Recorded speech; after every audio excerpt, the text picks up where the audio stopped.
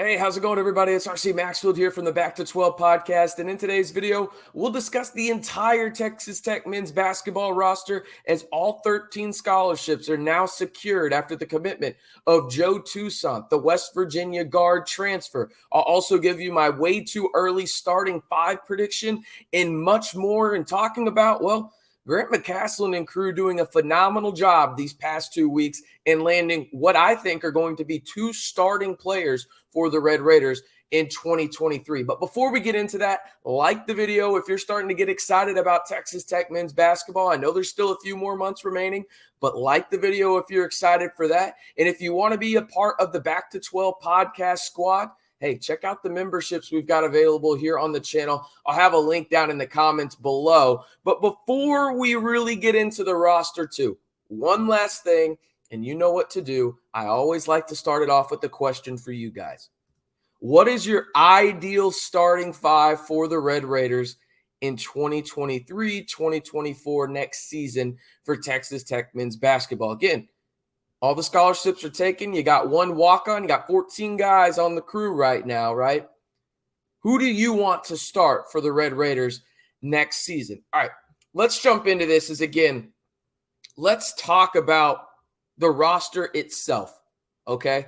You got Pop, you got Kyron, you got Robert Jennings, Kerwin Walton, Mar Washington, Chance McMillan, Darion Williams, Warren Washington, Ameli Yalahu, Drew Steffi, Devan Cambridge, Joe Toussaint, and then as a walk-on, you have Jack Francis as well. Again, all 13 scholarships are now taken for the Red Raiders.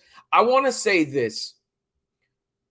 First and foremost, one of my biggest complaints about this team heading into the past 2 weeks, before the last 2 weeks, I guess I should say, is I didn't think they had enough guys on this roster that had proven it at the Power 6 level, right? Really the only two guys that have had a significant role at the Power 6 level have been Warren Washington at the center position and then Pop as a true freshman last year, obviously at Texas Tech, right?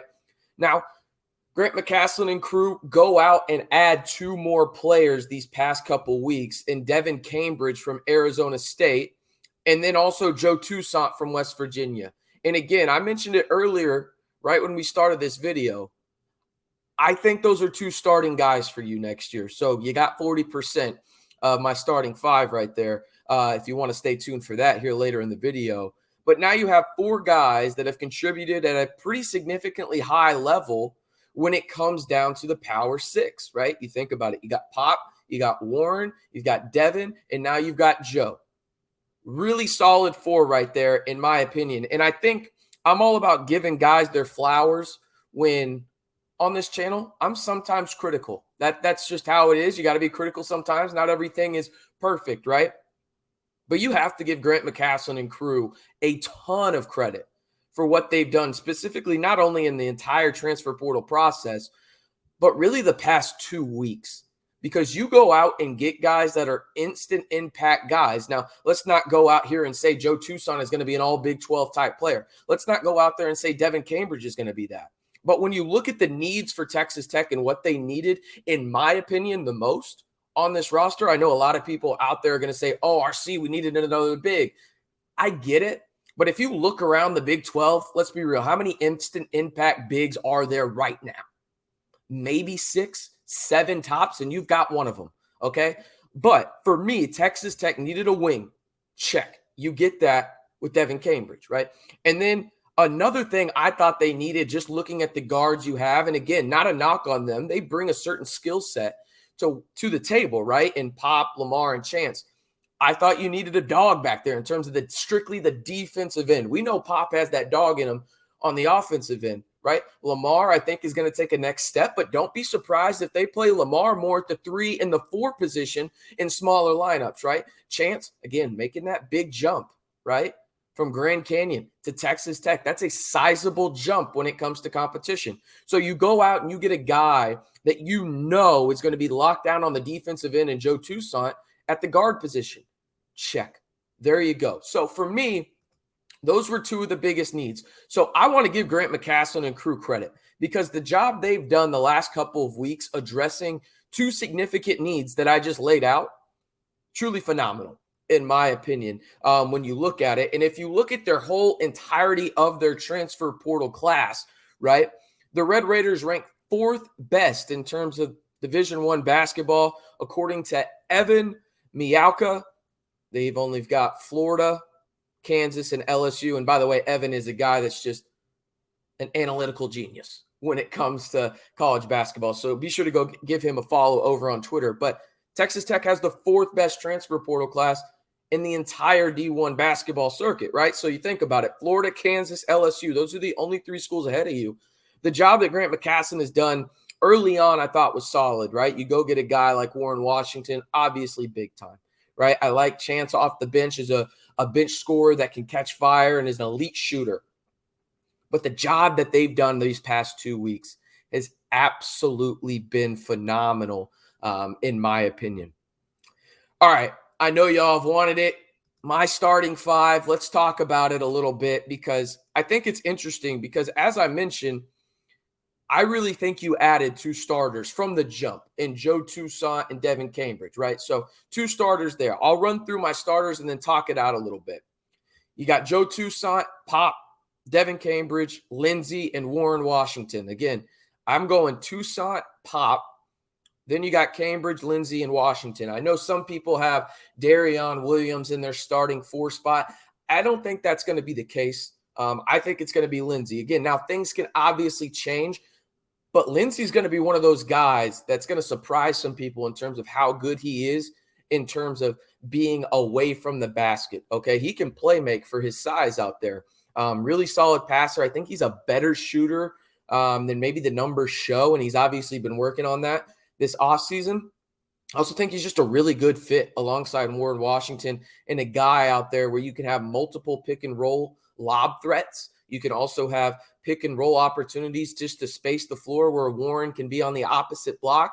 Say Pop wants a screen on the right side, Lindsey can go set that up. He's a good screener, right? So that's kind of what I'm thinking in terms of the way too early starting 5 prediction for the Red Raiders. Obviously, you can see down on the bottom line below me. I want to hear from you guys in terms of what yours is, but I really think why I have that right now. And again, this is subject to change. We're talking, early July at the time of this recording when it comes down to it. They're not playing basketball for at least another 3-4 months, right? When you look at it, in my opinion, I think this allows you to have a lot of depth off the bench. You think about it, you get Williams off the bench, both of them, Darion more specifically. Then you get Chance and Lamar. Now you're 8 deep at this point, right? You're obviously going to have some other guys play off the bench as well, RJ and guys like that. This allows you to mix and match the best possible way you can, and you can do that in terms of don't be surprised if you see Lindsey playing the center spot. He was listed as a guard on the website earlier before they took it down for cleaning. I don't know why. I always looked at him as a forward, but that's what he was listed as, right? I would not be surprised if you see variations of a lineup where it's Pop, Chance, Lamar, Darion, and Lindsey on the floor, right? Like, I think there's a lot of switchability on this team and how this coaching staff really wants to use guys. But as of right now, today, I'm recording this on July 5th. I hope everybody had a great 4th of July holiday. I'm going to go for my way too early starting 5 for Texas Tech next season. I'm going to go Joe Toussaint, Pop Isaacs, Devan Cambridge, Karan Lindsey, and then Warren Washington. Let me know. You agree, disagree? I want to hear from you guys in terms of what your ideal starting 5 is next year for Texas Tech men's basketball. If you haven't already, be sure to check out the memberships. You get, priority when it comes to your comments being answered here on the channel, and it's really cheap. I think we set it at like $3. It's just a way to help us out if you're enjoying what we're doing here over at the Back to 12 podcast channel. And if you haven't already, be sure to like the video if you want more Texas Tech men's basketball content. And if you're just simply excited about Texas Tech men's basketball in year 1 of Grant McCasland. I am RC Maxfield reminding you, if you want the latest breaking news and rumors when it comes to Texas Tech men's basketball all year long, you know what to do. Hit that subscribe button to stay in the know right here on the Back to 12 podcast channel.